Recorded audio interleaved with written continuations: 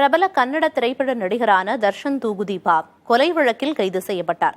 இவரது துணைவியும் நடிகையுமான பவித்ரா ஆகியோரையும் காவல்துறையினர் கைது செய்துள்ளனர்.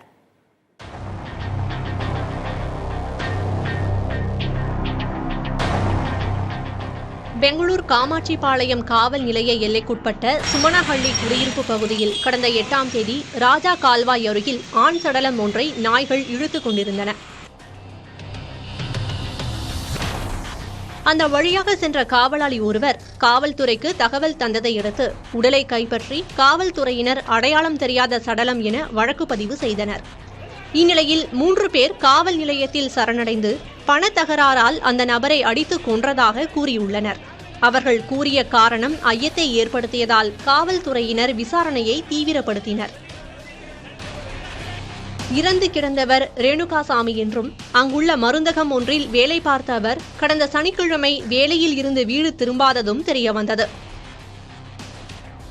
இறந்த ரேணுகாசாமியை சித்திரதுர்காவில் இருந்து பெங்களூரு அழைத்து வந்து சுமணஹள்ளி பகுதியில் வைத்து கொலை செய்தது உறுதியானது.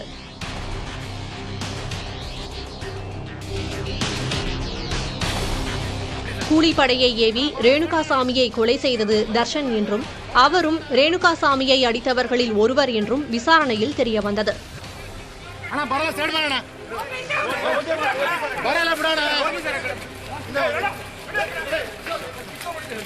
Kamakshipalya Police Station, limits of Bangalore West Division, which was registered on 9th morning.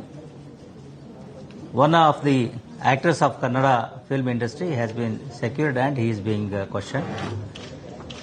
The details are yet to be ascertained, and since the matter is under investigation, further details we were able to.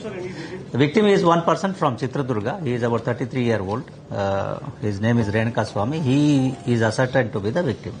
கொல்லப்பட்ட ரேணுகாசாமி நடிகை பவித்ரா கவுடாவுக்கு ஆபாச குறுஞ்செய்தி அனுப்பியதுடன் சமூக வலைதளங்களில் அவதூறு கருத்துக்களை பதிவு செய்துள்ளார்.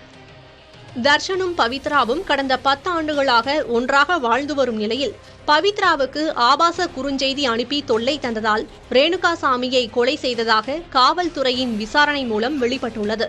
கொலை தொடர்பாக காமாட்சிபாளையம் காவல்துறையினர் வழக்கு பதிவு செய்து 10 பேரை கைது செய்துள்ளனர்.